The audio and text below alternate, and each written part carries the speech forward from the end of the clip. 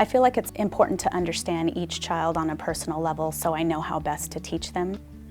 For me, it's important that they're making connections between home and community and school. My philosophy of education is that these are human beings, and I have been given the opportunity and the gift to be a part of that, and I want to make it count.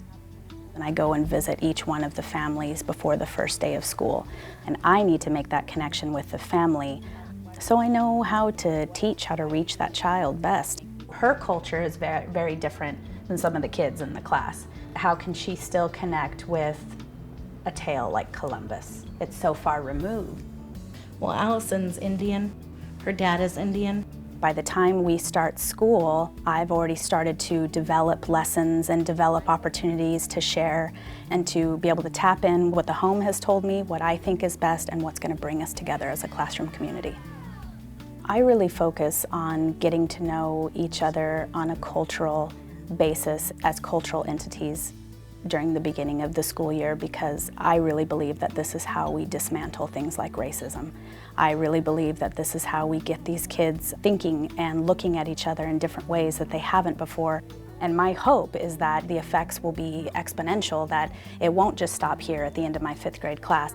And all of a sudden I've got children from different parts of the world seeing each other differently for the first time, and they're saying, okay, so you kind of know my story. And it goes on and on like that, and we see this beautiful web being created of the connections they make to each other and the friendships. We started a westward expansion unit, and I thought we needed a little more of the backstory from how people got to this country and who was here first and what that looks like.